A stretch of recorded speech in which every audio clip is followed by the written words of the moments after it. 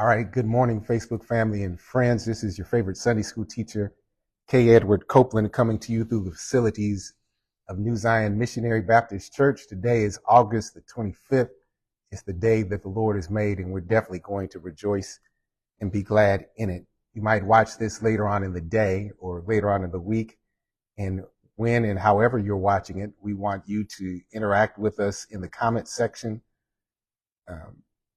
Give us your feedback as well as always here at the beginning, particularly today as we're talking about, we're going to continue or try to finish our little study on rituals, routines, and ruts, rituals, ruts, and routines. We have a routine here where when you log in, that is when you join this digital space, we need you to check in. Let us know where you are emotionally, physically, where you are spiritually. If you can put it in a word or a phrase, how are you doing today? Now, let me be transparent as always. The reason we do that is it's part of good mental hygiene to be able to use your words to actually identify where you are, to check in with yourself. Just like you do physically, hopefully when you wake up, you stretch or you yawn and you check to see if you got a crick in your neck because you was sleeping wrong. Is your foot asleep because you had it up under your leg, whatever. Just like you check physically, we want you to check emotionally and to learn how to use your words. God has given us agency. Part of that agency is recognizing that we're multifaceted. We have a whole lot of different capacities to feel, to emote, all those types of things. So check in with yourself and let us know how you're doing today. If you could describe it in a word. Now, again, to be transparent, the reason we do that is if you can locate, if you can acknowledge, if you can be honest enough to describe where you are, God can give you the agency to move to where you want to be. That is to say, doesn't matter how bad you might be feeling, you have a choice. You can decide today that you're going to rejoice. As a matter of fact, if that were not true, then you'd have to tear out a whole lot of the Bible, because the Bible commands us to rejoice always. And again, I say rejoice. That's in Philippians chapter 4. The admonitions in the Psalms to be joyful and be glad in the Lord. Enter into his courts with thanksgiving, enter into his gates with thanksgiving, enter into his courts with praise. All of those things that command us to praise or to rejoice or to be joyful or to be glad in him. Oh, give thanks unto the Lord, for he is good. All those commands don't make sense unless you have a decision, unless you have a choice, and you can decide what kind of day you're going to have. So check the thermostat. What temperature is it set at right now? How are you feeling? And then adjust the thermostat. Decide, okay, this is how I'm feeling. This is what's going on. I feel a little anxious or feel a little tired, feel a little blah, feel pretty good today, or I feel whatever. And then adjust the thermostat to praise, adjust the thermostat to thanksgiving, adjust it to joy. Come on in here in the room. I'm ready to start the lesson. I'm going to give everybody another 90 seconds here to get after it, to check in. And then we're going to continue on with our little lesson on, rituals, ruts, and routines. Now, let me go ahead and remind you of why we're studying this. Two reasons. Number one, I'm just giving some reflections, some personal reflections on my own devotional life, sort of letting you into my own sort of private devotional times and what the Lord is working with me on, what he's helping me to grow up in, and I want to share with you so you can grow in the same areas.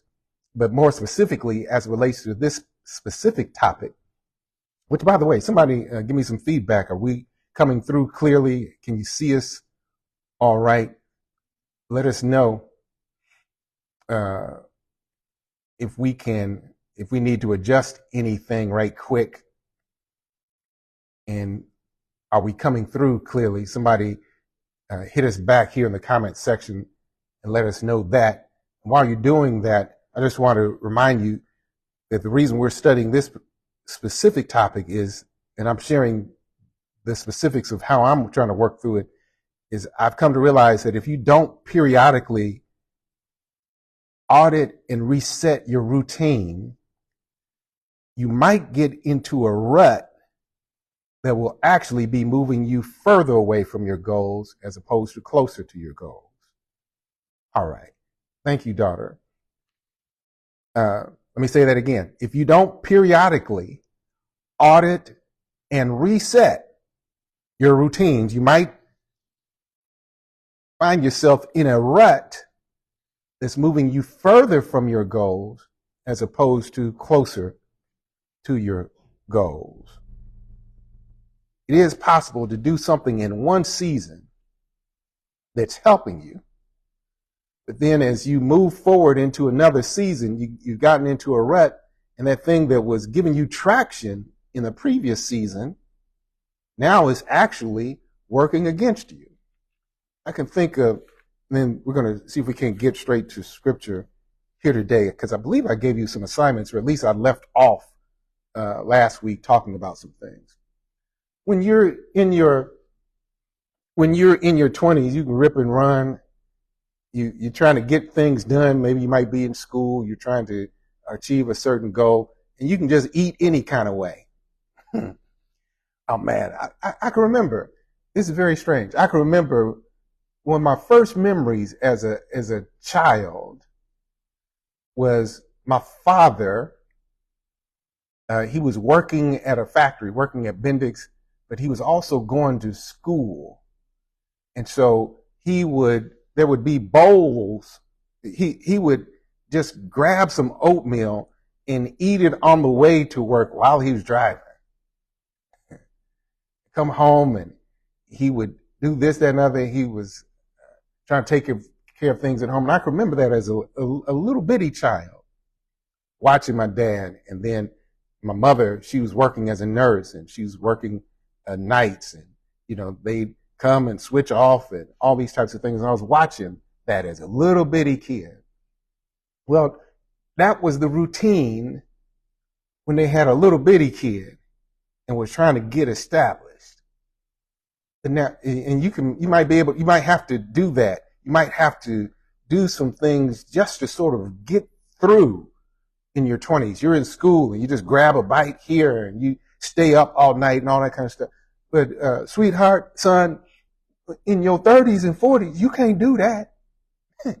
You can't just eat what you want to eat and expect it to be all right. You in your 20s, you just grab a burger on the way. You just chop it down, stuffing fries, get a shake, eating any kind of day, any time of day and night, because you in school or you trying to do this. You stay up all night. No.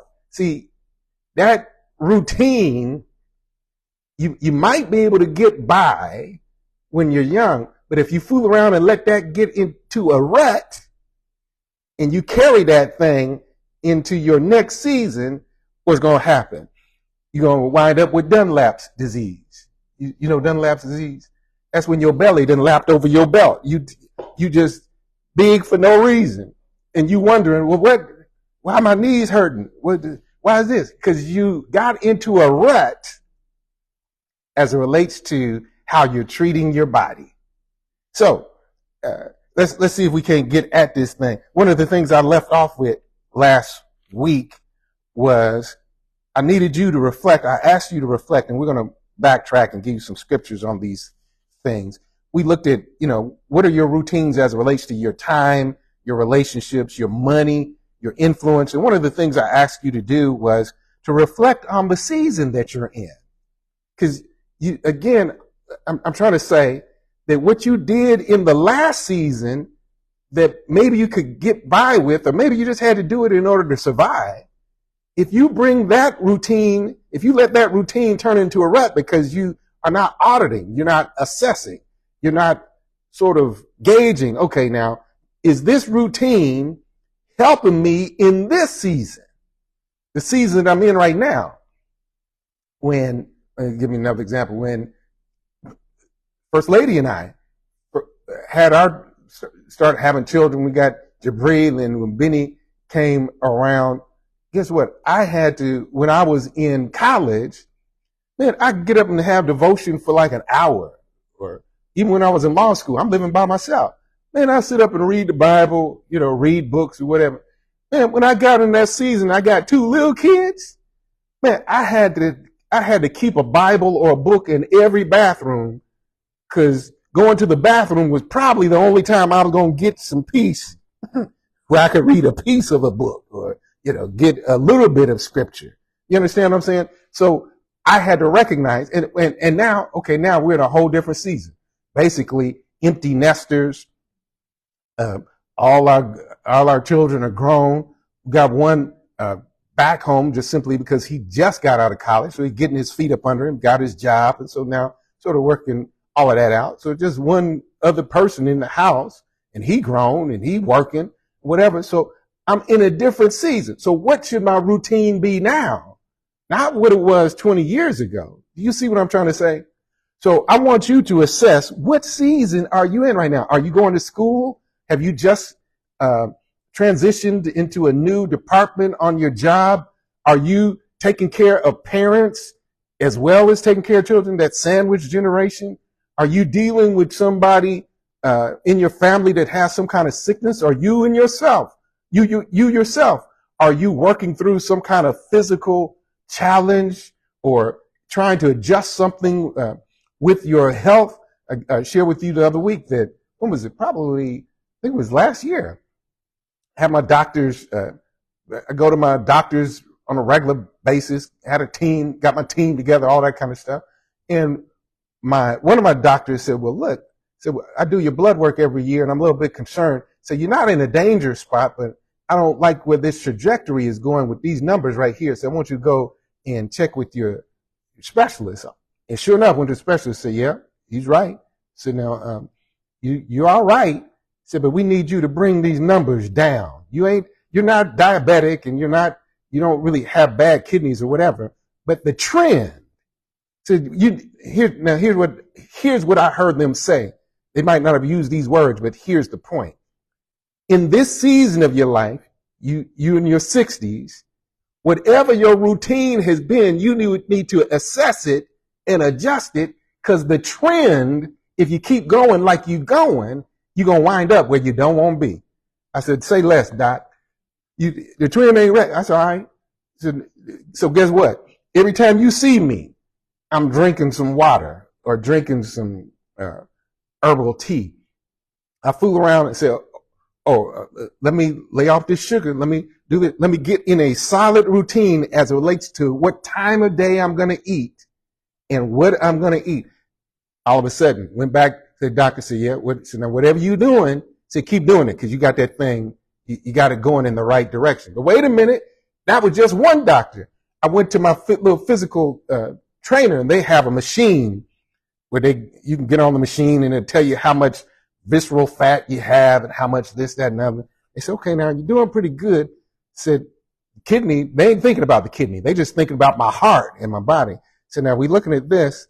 So tell you what, I think you need to adjust this and adjust that. So why don't you try this, that, and other? I said, say less. Here's what I'm saying, children. Listen carefully.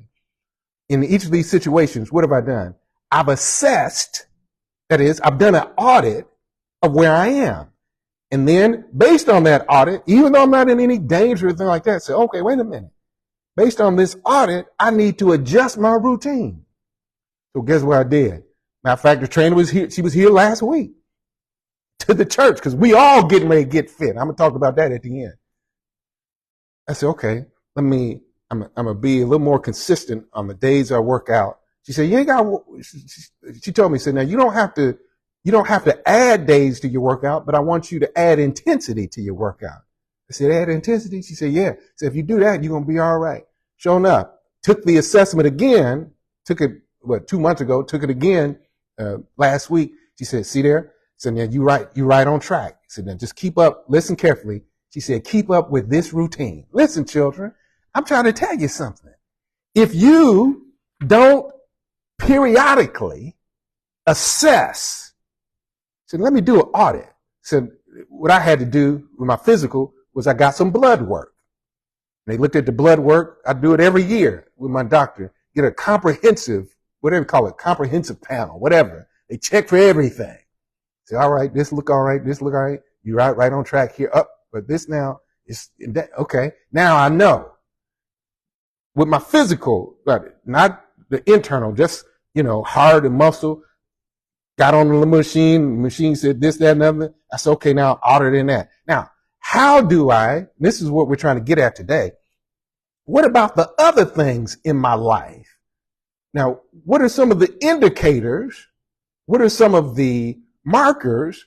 What are some of the metrics that I want to pay attention, not just with my physical. Now, I need you to pay attention to the physical. If you haven't had your regular physical, your annual physical, I need you to do that. If you haven't gone to the dentist in like a year or something like that, I need you, children, I need you to go check in with your dental hygienist, your dental professionals, all that kind of stuff. But now I'm checking on your spiritual and your emotional. How are you using your time?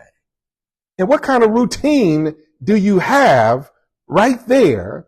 Because how you use your time ultimately is going to not only impact eternity, but it's going to impact every other area of your life. Ecclesiastes chapter 3 says there's a time for everything, a season for everything under the sun, and God has made everything beautiful in its own time, in its own season.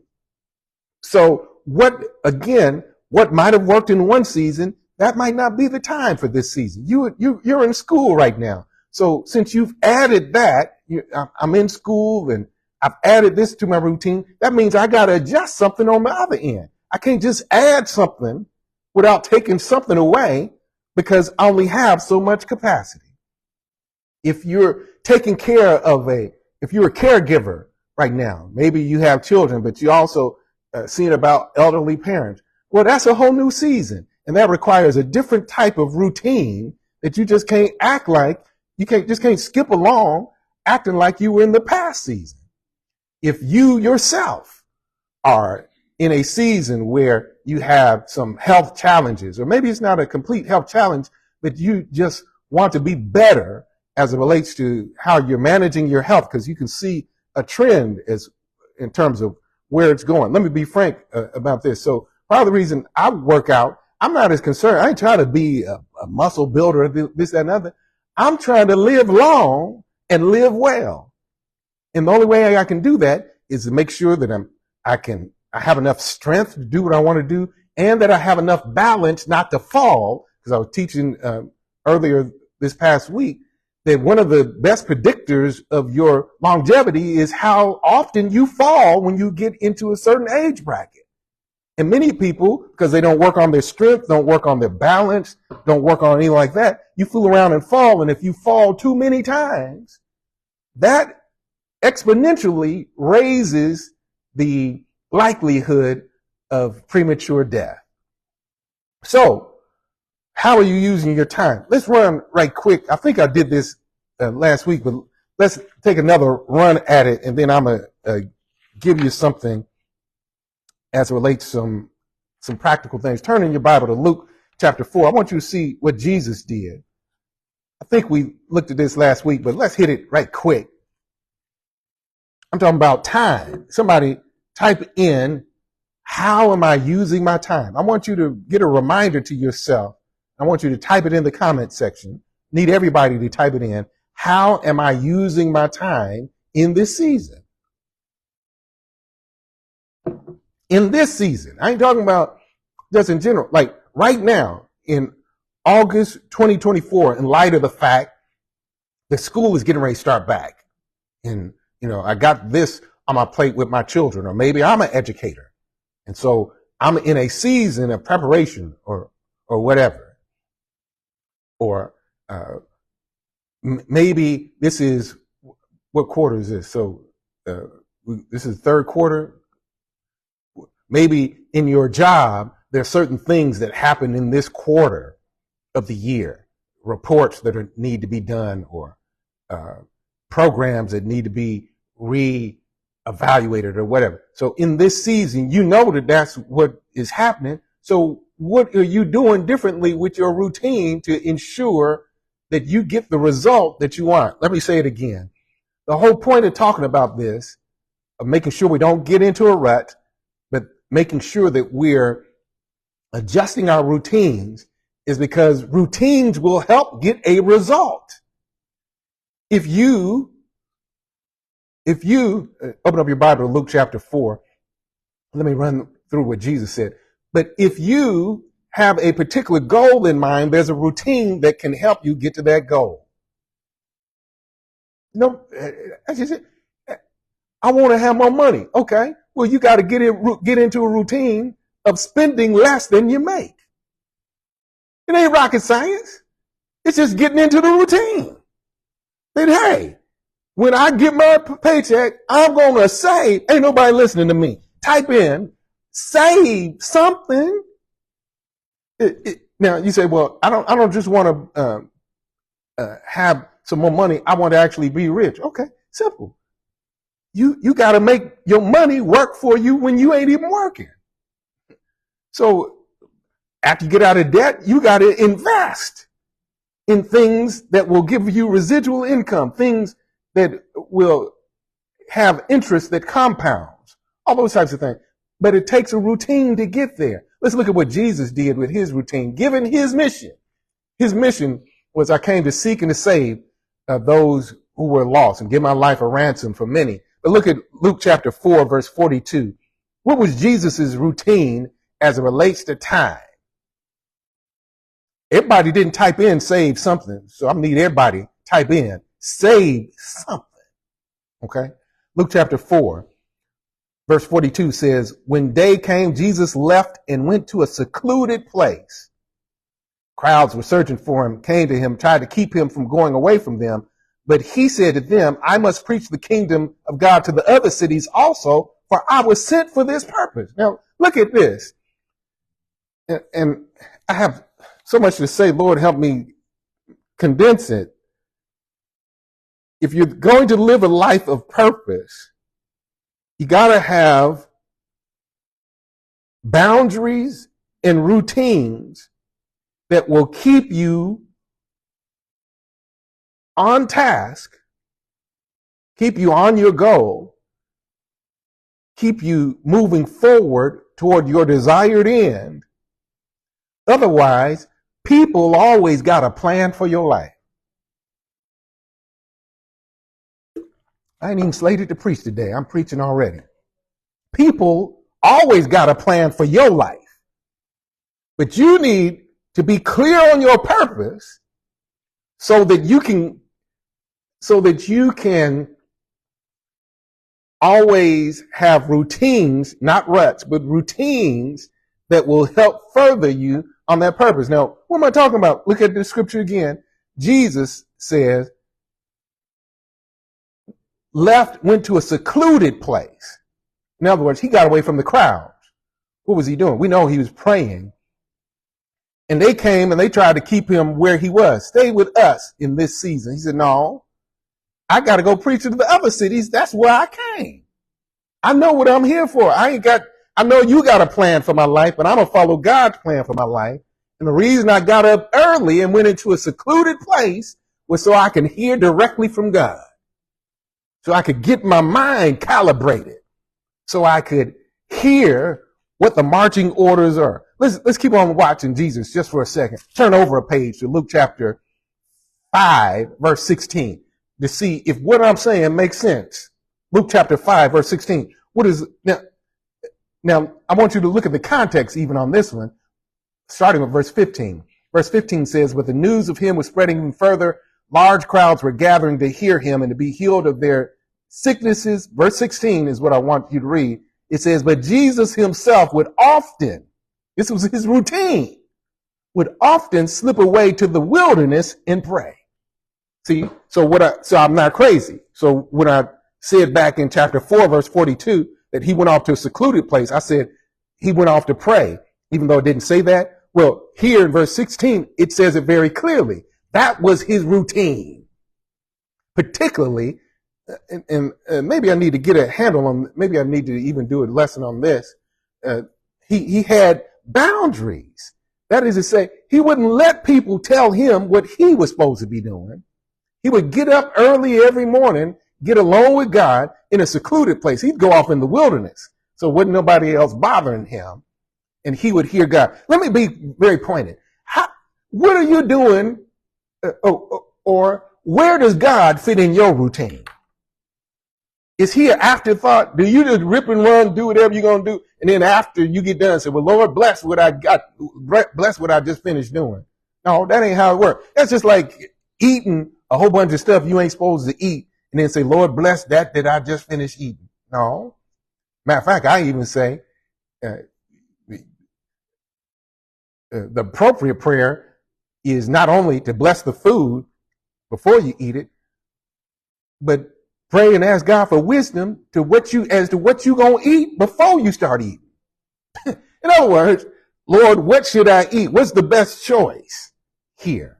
Matter of fact, get into a routine of meal prep and planning. Lord, what should I be eating this week? As opposed to ordering up the cheese fries with extra chili, ordering up, with a side of cheese curds. Matter of fact, put the cheese curds on the fries with the chili, and give me the double, the double smash burger with the bacon and a Diet Coke, because I'm trying to what? And wait a minute, do all of that. Ain't got nothing. Lord bless this. No, no, children. I'm saying, get in the routine of, Lord, if I haven't meal prepped, if I haven't made my own plate, then Lord, what should I eat? Yeah, they got the cheese curds, but they got steamed broccoli too. I'm talking to the beefaroo crowd right now. Yeah, they got the fries, but they got veggies and hummus too, right there. It's right on the menu, right up under there. Yeah, they have Diet Coke, but they got water too. Free. You see what I'm saying? Lord, direct my thoughts. Let not only the words of my mouth and the meditation of my heart, but the food that I'm fixing to pick. Let it be. Y'all think I'm playing. Let it be acceptable in your sight. See, that's a routine. Jesus would often slip away to the wilderness and pray. Are you still with me in your Bible? I'm just trying to follow Jesus. Let's see what he did. We looked at chapter 4, verse 42. We looked at chapter 5, verse 16. Turn over just one more page. Look at chapter 6, verse 12. Chapter 6, I'm in the book of Luke. Chapter 6, verse 12. It was at this time he went off to the mountain to pray, and he spent the whole night in prayer to God. Are you picking up something about Jesus's routine? Listen, whenever there was a big crowd that was trying to get him sort of to get off his square, he said, no, I got boundaries. You can say what you want to say, but I'm going to go with what God said, because I talked to him this morning. I talked to the Father this morning. And matter of fact, here's my custom. I get up a great while before day and I go to a wilderness. And then what's your wilderness? Wilderness is just don't think of desert, just think of a place where ain't nobody going to bother you. See, so in a particular season in my life, I got little kids. My wilderness was the bathroom. Matter of fact, that's why I named my company. I wrote a book and I have a publishing company. I named the company Prayer Closet Publishing. What was the prayer closet? The bathroom. That's the only place I could find some peace. I got little crumb snatchers running all around. In that season, that was my wilderness. In another season, I had a little loft up in the house. Another season, it was in the backyard. Another season, it was just walking down the road. Where's your wilderness? Where do you get away where you can talk to God? And not only did Jesus, when there were crowds trying to press in on him, not only did he have the routine of getting away, pulling away from the crowd so he could hear God's voice as opposed to the voice of the crowd, because the crowd would have you doing crazy stuff. He would also, according to chapter 6, verse 12, when he's getting ready to make a big decision, he'd get alone for an extended period of time. Watch Jesus. And he said, wait a minute, I'm getting ready to enter into a new season of ministry. I can't just follow my regular routine. My regular routine is I get up early in the morning, just go away and pray. But man, I got a big decision I'm thinking to make. I'm getting ready to enter into a whole new season of ministry. So tell you what, I got to change my routine. Look at it. chapter 6, verse 12, at this time, he went off mountain to pray, spent the whole night in prayer to God. And then look at verse 13. And when day came, he called his disciples and chose 12 of them. See? He said, God, I need a team. We figuring to get this thing launched here. And so he spent the whole night in prayer because that was the season that he was in. He needed some extra prayer. Children, are you in a season where you need to get some? Listen, I got a feeling that you're in the season where now I lay me down to sleep ain't going to cut it. I don't know. I'm not a prophet. I ain't been following you, but I just got a feeling. Now I lay me down to sleep ain't getting it right now. You need to bump up. And there's been several times. My good friend Audrey helped me with this. There was a time with my devotion life, get up early in the morning, pray, read scripture, and this and that. It was just sort of, that routine became a rut. I was doing it, but it was like I was checking off the box. Yeah, I had devotion this morning, but it was like I really wasn't hearing from God. So I talked to my friend. He said, well, man, tell you what, why don't you switch up? He said, you usually do devotion in the morning. He said, keep doing that. He said, but have a devotion at night too. He said, before you go to bed, have a whole different sort of setting where you're setting aside time to spend time alone with God and prayer and, and Bible reading, and said, try that out. I said, okay. And sure enough, just that switch in what? Routine got me out of a rut. You see? Jesus ain't listening to me. Keep on. Let's follow Jesus just a little while longer. Turn over another couple of pages. Chapter 9. We still in the book of Luke. Chapter 9. Verse 18. Says, we're going to look at verse 18 and then verse 28. Verse 18 says, and it happened that while he was praying alone, the disciples were with him, and he questioned them, saying, who do the people say that I am? And so on and so forth. And so you see, and I'm going to show you something.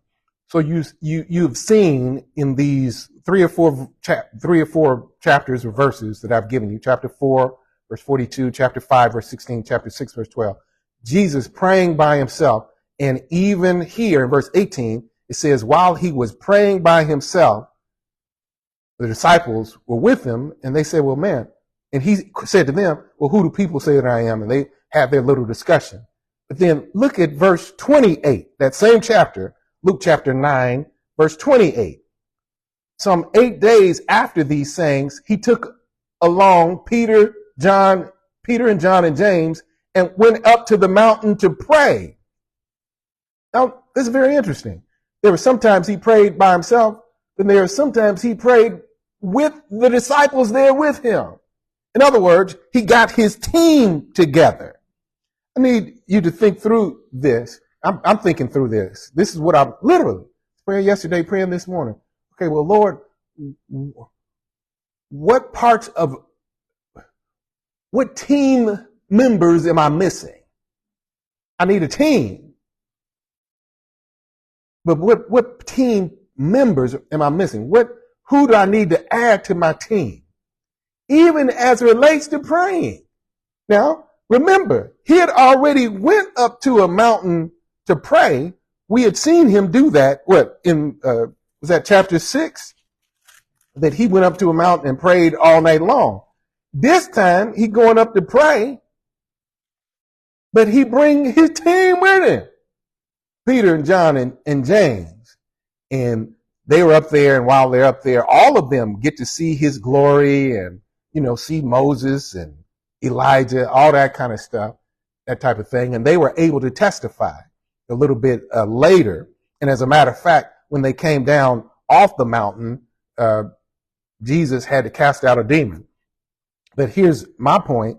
My point is that in different seasons and different phases of ministry, sometimes you need to be alone, but then sometimes you need to pull your team together. You can't handle this one right now. You trying to deal with your sick spouse or your sick loved one or sick child or whatever. You need to pull a team in on that one. You struggling with your little school stuff. You trying to find balance. You trying to be a good parent trying to hold your job down. Plus, you're trying to go to school so you can, further your little vocation, your little career and all that kind of stuff. And you praying by yourself. Maybe it's time to pull the team in. See, if Jesus had, now this is Jesus. If Jesus had a team, how you just skating into heaven alone? Ain't got a damn team. You just by yourself.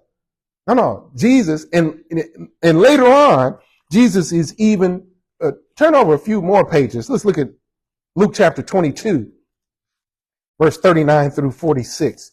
Luke chapter 22. Let's see what this one says. Luke chapter 22, verse 39 through 46. Let's pull all this together, and then I got to get off of this one to give you a few more practical things here. Everybody got it? Luke chapter 22, verse 39 through 46. Today, so far, all I've been doing is just trying to follow Jesus. Jesus, what was your routine in the various seasons of your ministry? When he first started out, he'd get up, go to a secluded place to pray. And when he's getting ready to go into another phase, he said, look here, that just getting up in the morning, that ain't going to get it. I'm going to have to pray all night because I got decisions to make. And up here on this mountain. But then another phase, he said, look, man, I need a team. He went up on the mountain with his team and prayed. Now look at Luke chapter 22, verse 39. And he came out and proceeded, as was his custom, to the Mount of Olives. Now, why is that interesting? Because he would go to the Mount of Olives to pray. That's where he would go to pray. That's how even Judas knew where to find Jesus when it was time to betray him. He said, I know in this season of his life, his routine is to go to the Mount of Olives with the fellas and pray. And sure enough, how did they find Jesus? When the police came to get Jesus, how did they find him? On the Mount of Olives, praying, because his routine, his custom was so well known that even folk who didn't like him. Now think about this. Do you have a routine in this season of your life so that even people who don't even like you will know that, well, no, she's over here. She probably, it's lunchtime. She probably walking and praying. This so-and-so, yeah, she be praying and walking during lunch. They don't even like you, but they know that you be praying and walking during lunch. So where's so-and-so?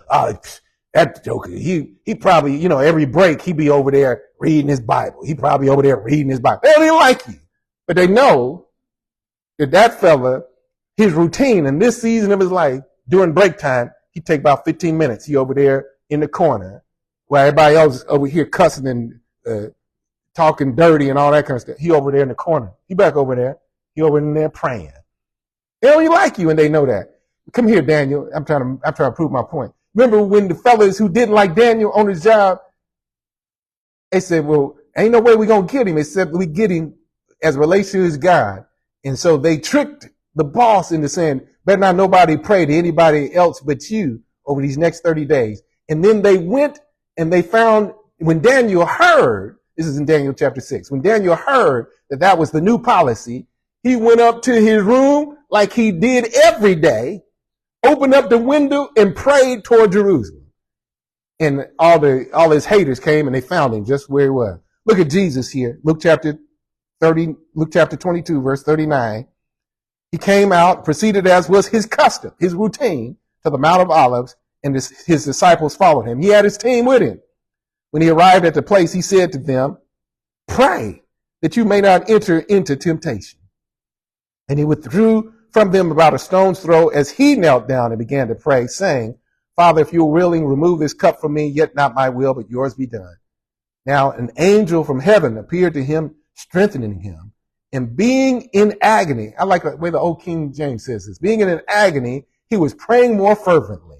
Now think about this. Now, are you following the pattern? Each different season required a different type of routine. Now he getting ready to go to the cross. So he goes to a mountain. That was his custom. He got his team together. Well, he already established that routine. But now he's praying so much that the angel came down and said, look here, man, I got to help him. Think about it. Angels was probably ticked off. They's like, why? You are created. Why you got to go through this? Man, just give us the word. We'll wipe out all these jokers. Jesus, no. The Bible says, verse 44, being in an agony, literally being in a conflict, being in The word agony comes from the Greek word agon, which means a conflict, a contest, in a wrestling match. Being in a extreme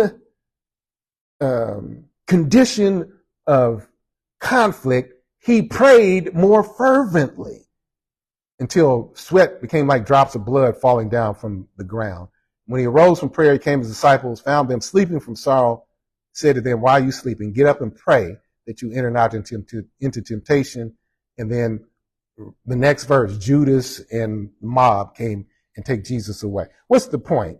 The point is, if you follow the life of Jesus, you'll find that in every season of life, he was adjusting, he was assessing, he was auditing his routine and adjusting appropriately as it relates to how he was using his time, particularly as it relates to prayer.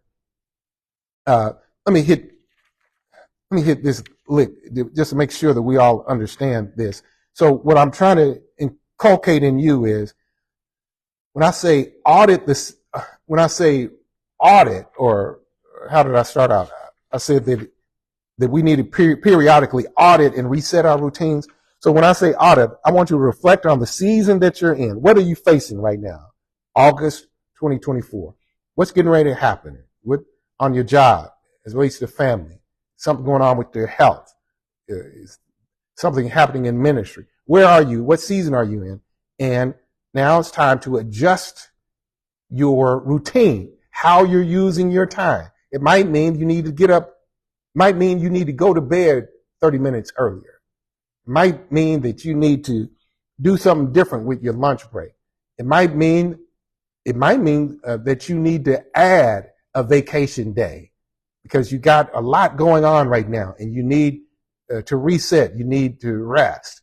It might mean that you need to put up your phone for at least an hour every day. That's one of the things we're asking you to do anyway, that you need to give your phone a rest.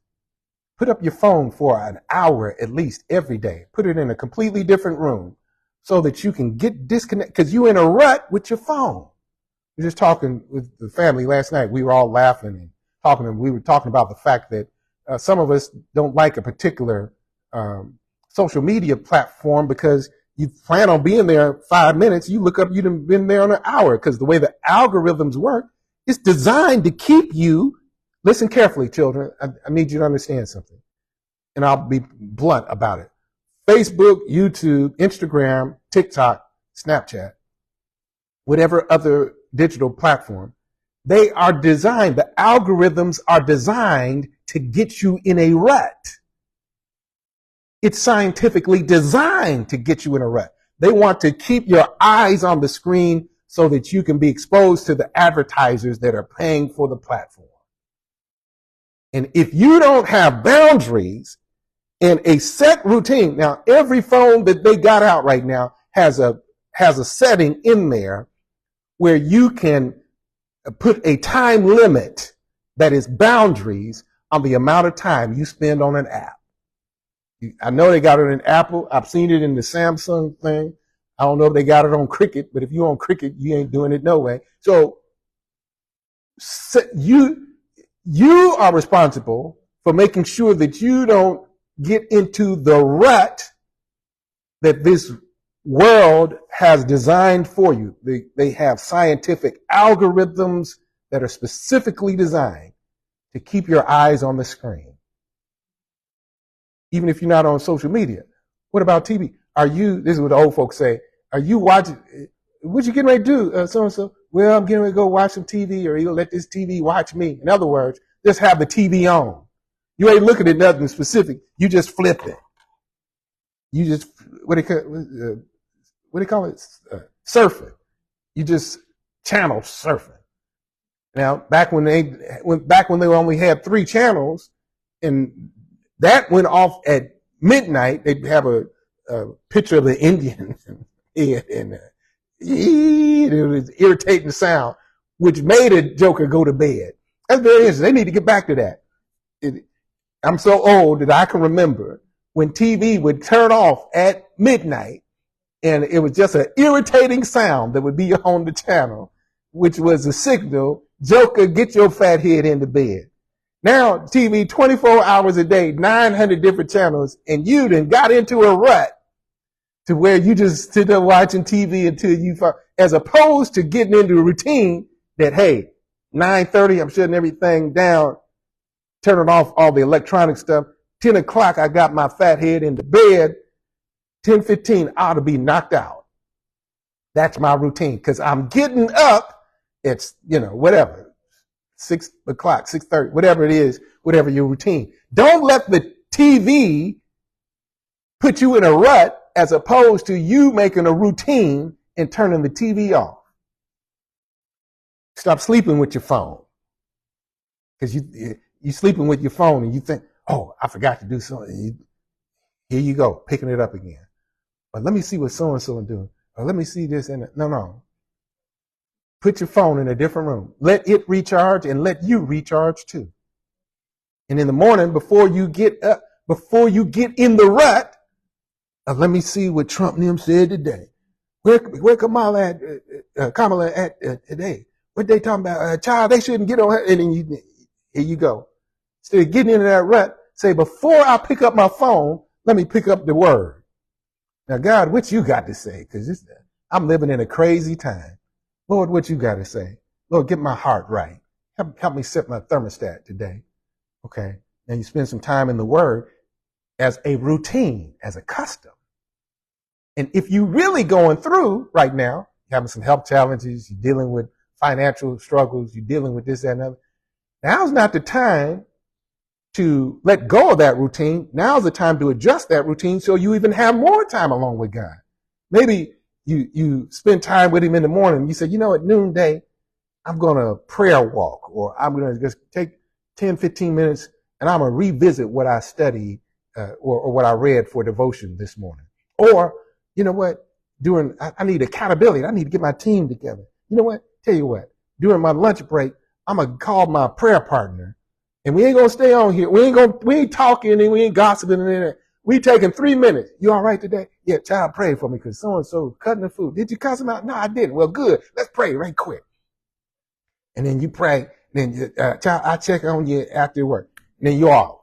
See, that's 45 seconds. But you get into the routine. Get in the routine. You see what I'm saying? Then when you get home, before you do anything else, when you pull up in the little driveway, just take a breather before you go in. Just check yourself before you go in and interact with whoever you got to interact with. Or even if you live by yourself, just check yourself before you even go into your living space and let go of all that stuff from work. So I'm getting ready to go into my house now. I got to let go of this stuff. I'm going to leave this out here. Adjust that thing. I'm talking about somebody type in routine. Routine. Type in routine. Listen, all I talked about today is time. I want you to reflect on the season that you're in. I want you to get your team together. Who needs to be on your team? This is what I'm praying about right now. Who needs to be on your team? Yeah, I got my physical doctors and chiropractor and physical trainer. Okay, I got my physical team together. That's good. Okay, but what about my ministry? What about my emotional team? Who am I missing? What player am I missing on my team? I need a coach. I need a trainer. I need a teammate. Okay, if I got my teammate piece together, who's my trainer? Who's helping me to make sure that I'm stretching emotionally, spiritually? Who's my coach that is saying, okay, now in this season, okay, you getting ready to, so this is very interesting. One of my great friends, Pastor Pace, he retired. That was last year, wasn't it? Last year. So he's basically, throughout our ministry, he's been 10 years ahead of me. I've been keeping pace. And so a lot of the things, I've been keeping pace with pace. A lot of the things that we've done at New Zion is because I saw him do it at Shalom. So small groups or Freedom School or whatever. He said, well, Cope, he said, man, look, I tried this and this and that, and I try this and do this. And he's been coaching me all along. So now I'm in this season. I said, okay, well now I need to be thinking about succession planning. So I got to get back in touch with my coach and say, okay, now in this season, now how did you do that? You did it well. Now show me how you did that, man. How did you pray through that? How did you pick your success? All that kind of stuff. You see? So Get your team. This is your assignment. I gotta let you go. Get your team together. And then the last thing I want to say to you, and I think I got one more lick on this for next week, but let me just say this. Whatever your goals are, that is, God has a purpose, plan, design for your life. And in this season, there might be a particular goal that needs to be achieved. You're trying to finish school. You're trying to finish that book. You're trying to put your business plan together for this little business. You're trying to help your parent navigate through this season of their life as they're going through transition or whatever. Well, you need to, in every season of your life, you need to ask God. This is very important. I'm closing it right here. You need to ask God to help you to discern the key indicators.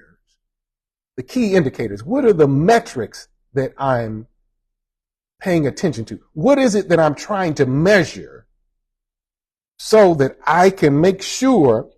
Another way to look at it is, what is on my dashboard? What gauges am I looking on my dashboard in this season so that I can monitor them? Because that's what we're talking about.